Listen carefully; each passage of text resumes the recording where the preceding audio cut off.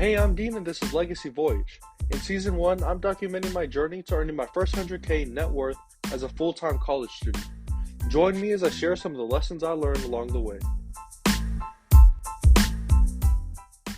So back when school was still in session and we had spring break, I found out about this Polynesian Pacific Islander event where entrepreneurs came together, business people, and I thought it was really cool. So during spring break, I came out here to Salt Lake. I'm in Salt Lake right now, but I came out here to Salt Lake and and I went to the event and it was super cool. Met a whole bunch of really cool people. And while I was there, I found out that they do it every quarter. So the next event would be going on around June. I was like, "Oh, that's sick," because that's I should be out by then. I'll see if I can go there. So a couple months pass by, school is over, and I'm scrolling through LinkedIn, and I see this post about the next event, and it's coming up. But I was already in Cali by then. Like, man, it would be cool if I could go there, but it's whatever. So I just RSVP'd because it was free. So RSVP'd just in case I might want to go or might just end up going anyways. So after I RSVP'd, I was trying to figure out how am I supposed to get here? Because I fly for free. And just a quick rundown of how standby life is, which is how people fly for free, is if a plane has empty seats, if seats are available and no one would be sitting in those seats anyways, then the airline, Delta Airlines, they just let employees' families hop on. And it sounds amazing and awesome in theory. In practice, it's still amazing and awesome, but it's a lot more stressful than you would think because you don't know which flights you can make. Some of them fill up last, and all your travel plans has to be in the moment, really just going with the flow, wherever the wind, play it by ear. That's the type of life that standby life is. So I decided that weekend I'm gonna go to Salt Lake with my dad and we're gonna go to the event. But then we weren't able to go with the original plan because my little sister had to go to Vegas. So we had to try to figure out a way to get my sister to Vegas. So plan two. The next plan was going to be I fly with her because she's only 13. She can't fly on her own. We decided, okay, I'm gonna fly with her. We're gonna go to Salt Lake. There, my older brother's gonna pick her up, then take her to Vegas. So that was the final plan. That's what we are gonna do. But turns out that like 2 days before we were gonna go, the flights just filled up like crazy. So we scratched that plan. Okay, new plan. We're going to we're gonna drive all the way to Utah, stop by Vegas, drop my little sister off, and then we'll end up in Salt Lake. I was like, man, I'm not trying to drive that far. And then on top of that, we fly for free. So why would we do that? And then the final of what we actually did, we were going to start driving on Sunday. The event was on Monday. We're going to start driving on Sunday, get in Vegas by then, drop my sister off.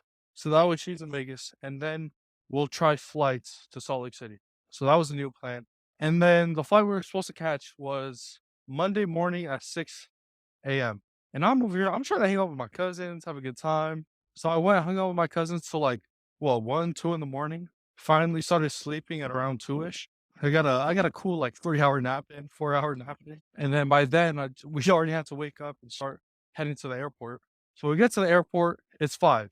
The flight is at 6. And I'm thinking I'm chilling because I already got TSA pre-check, so I can go through security super quick and I'll be completely fine. But as we're starting to go through security, my dad's like, "Oh, I don't have the ticket. I don't have it checked in." All these things, I was like, "Oh my goodness." So that took like 30 minutes to get all of that figured out. By then it was 5:30. We finally got to security. We have to get through. I checked the time. It's 5:35 while we're waiting in line for security. The flight is at 6 and boarding doors close 15 minutes before departure. So we have 10 minutes to get from security to the gate. And by then I was like, "Ugh, we're not making it. It's whatever." So I'm over here just taking my time. My dad he's like the old guy who struggles through security. Who's he was walking back and forth through the metal detector thing, and he had to take out his belt, he had to take out his wallet, take out his watch, all of these things that he forgot to put away. I was like, bro. And I wasn't even stressing about that because I thought, well, it's whatever. We already missed the flight. We'll just reschedule for the next one and then catch that flight. So we finally get past security.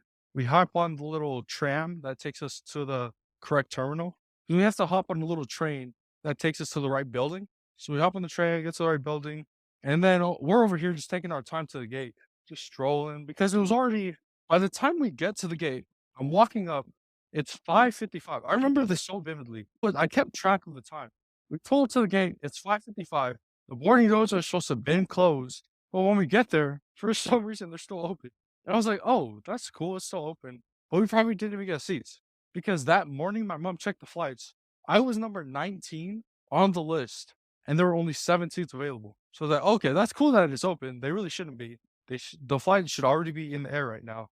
But that doesn't really matter because I'm still not getting a seat. And then my dad's like, "Hey, can we check in over here? What do we need to do?" Turns out I already got cleared. I already got a seat. So I should be on the plane. I check in and I'm kind of worried because I'm on the plane.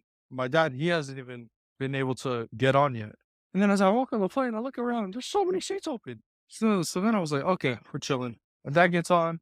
A couple hours later, we're here. We're in Provo, Utah. I'm just walking around the beautiful place right now. And I'm here for it's the same nonprofit that's doing the event. But really, there's one person that I was really trying to meet, not meet, but reconnect with. The Tongan who graduated from Kellogg. He should be giving a talk, so I'll meet up with him. And then yeah, meet other cool people because there's gonna be a lot of cool people out here. And that'll be awesome. But I wanted to record this part of the story of how I got here and all the hoops I had to jump through. I guess the lesson would be go with the flow, type, play by ear, because things are not always going to go your way. And that's something that I learned because I used to be more of a structured person, schedule everything out. But when things are unstructured like this, like especially when I'm on vacation, it's really just go with the flow. You don't need answers to everything. Like, what are we doing this? What time are we doing this? How are we getting there? Play by ear. But yeah, I'm excited to go to the event happening in a couple minutes. And I'll talk about it in the next episode. Things that I learned, people I met, stuff like that. But yeah, that's all for this episode. Shall see you in the next one.